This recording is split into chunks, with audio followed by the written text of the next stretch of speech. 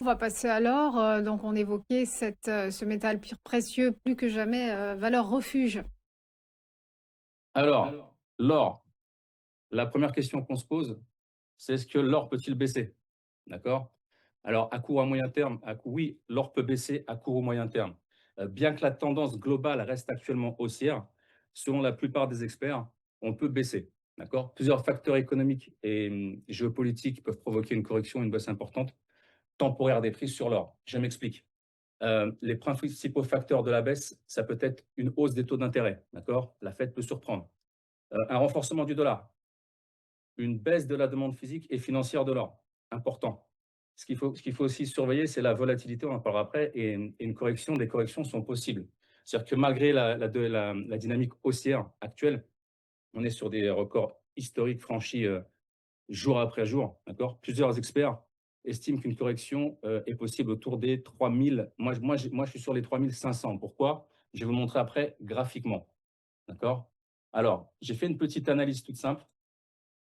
Vous voyez le graphique ici? Enfin, le graphique, c'est pas un graphique, c'est une image. Voilà. Alors, sur le premier mandat de Trump, l'or est monté de 746 $, soit 65% en 4 ans. Ça fait un taux à peu près de 16% par an, d'accord, avec un ATH à 920 $, à plus 920 $. Sous Biden, on est monté à 720 $ sur 4 ans, donc une hausse de 38%, ce qui fait du 9,5% par an, avec un plus haut à 889, d'accord.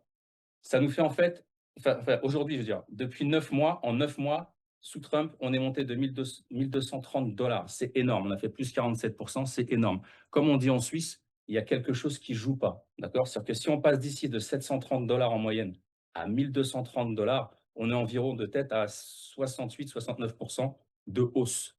D'accord? Voilà. On passe à la technique. Technique très simple. Voilà. On a sur la vision globale de l'or un principe en éventail.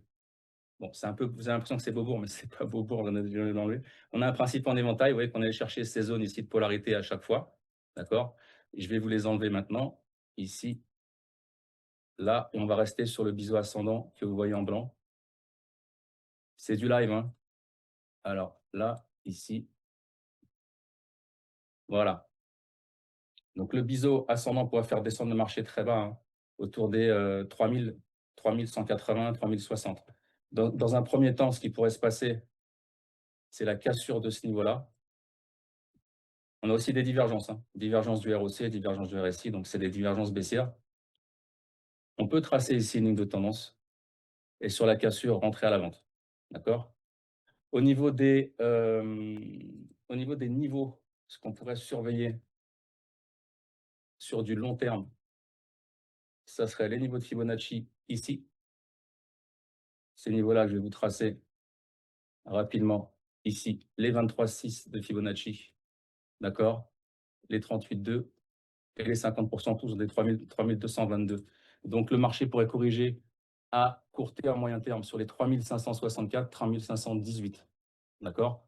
Sur du beaucoup plus court terme, on serait plutôt sur, ici, les 23,6 serait plutôt autour des 3737, 3716 et ensuite 3654. Il y a cette zone-là, il faudrait casser ici.